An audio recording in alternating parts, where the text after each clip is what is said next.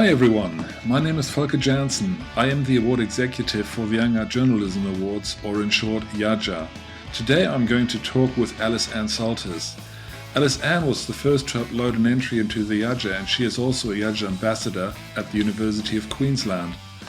She studied art at undergraduate level with honours in art history. Apart from studying, Alice Ann also kept herself busy in various arts-related initiatives around Brisbane. Just like us at the YAJA, Alice Ann is passionate about providing more relevant work experience opportunities for students and young professionals. So here she is. Alice Ann, can you hear me? Yeah, I can hear you. Can hear you. That's great. Thanks for taking the time. My recorder's still working, which is absolutely fantastic. Normally something drops out, either it's the connection or it's the software, there's always something, isn't it? It always is. Yeah. All right, Alice Ann, let's get started with the interview. Here's my first question. From my own experience in student career development, work experience opportunities for students enrolled in business, engineering and IT courses were quite common.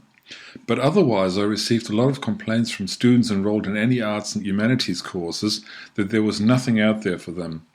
When you look back at the times doing your studies at University of Queensland, what was your impression?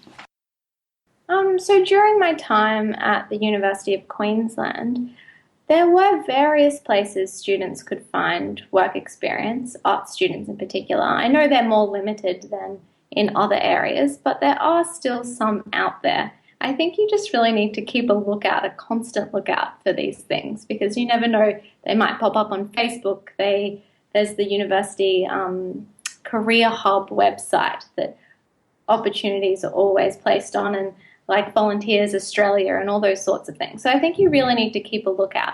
In saying that, there's also places on campus that students can get experience at.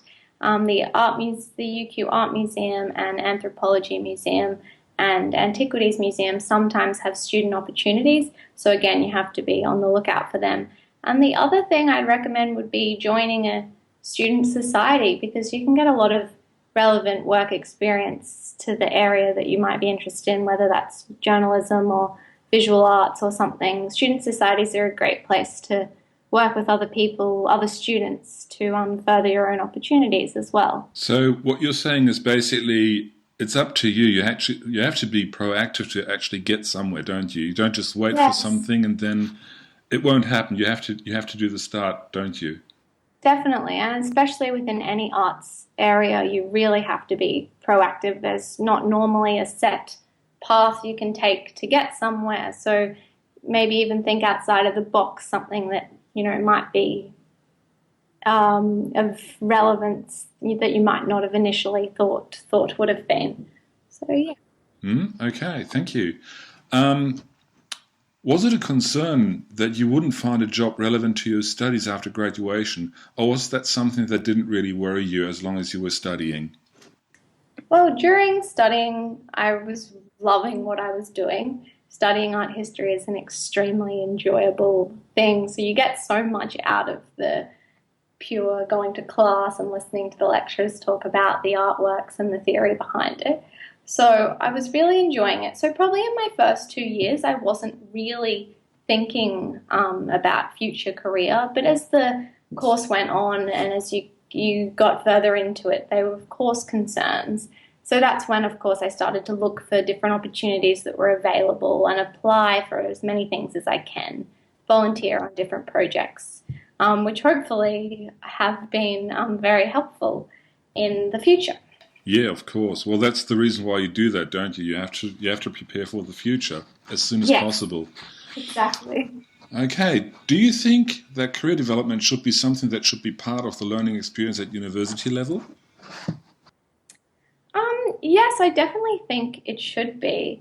I think a combination of, the practical combined with more theoretical or, traditional ways of learning. So I think, yes, that combination is extremely important. From a art history background, we do a lot of that theory stuff, but then in third year we had subjects that were very hands-on, like a curatorial subject that specifically got you used to the type of museum and art gallery environment or other avenues that you could take that you might not have originally thought of. So I think it's very important to have a combination of the practical and the more traditional university education. And a lot of universities seem to be introducing that more and more now. Oh, great. That's good to hear. You're actually saying that you were pointed to services like the careers department and stuff like that? Oh, yeah. So it would have been great to have more information about that earlier in your studies. But when it got to these third-year subjects, we were given the contacts for the career development services and people that can help you write your resumes and your cover letters. And yes, which was very helpful. But I think students need to be aware of these things, and often they aren't. Yeah, so you say that they're rather passive rather than, instead of doing it the way that you did it, be proactive, go ahead, approach these people, get to their front desk, ask them about their services, how they can help, what they can do, and so on and so forth, right? Exactly. I think you have to be extremely proactive and, yeah, ask as many questions as you can and try and speak to as many people as you can, because everyone gets places in different ways, and it's good to get that broad experience from different people. Okay, and obviously being an ambassador for the YAJA at the University of Queensland, you like the idea of creating a piece of journalism on the art topic and then entering it into the award. What was your first impression when you first heard of the award? What was the initial spark, your motivation to enter? I think my initial thought was that, well, this is a great place for me to publish a piece of writing about something that I'm interested in. I love the arts and I love writing about the arts, and I think YAJA provides a great platform for that. So that was my initial thing, which is why I decided to become involved in YAJA. And strongly encourage other students to as well. I mean, we're always looking for places to write and to get other experience, and this is a great opportunity to do that. Yeah, thank you. Okay, and if I was a student interested in online journalism who wasn't sure if he would be good enough to enter the YAJA, or if I wouldn't have a clue what to report upon, what would you say to convince me to come on board and give it a try? Everyone needs to start somewhere, and I know a lot of students can be hesitant at first whether to enter these things, think I'm not good enough, or I don't want people to think my writing's bad or something. But these opportunities are there for students. And the piece of writing that you submit, of course, it should be polished and drafted, but it doesn't have to be perfect. And I think, the benefit is that you're getting it out there and you're starting somewhere, and every time you do it in the future, it should get easier. So I think there's nothing to be scared of. We're all apprehensive at first, but once you get that initial time, I think it becomes easier, and I think it's worth it. It's worth it in the end. I think the biggest hurdle really is your own insecurity, isn't it? That you're not sure if you're actually up to the job and so on and so forth. These questions go around in your head all the time, and then rather than going for it, what you do is you hesitate, and then you have doubts and all that sort of things, don't you? Yeah, all the time. I mean, I assume everyone does. I know I do.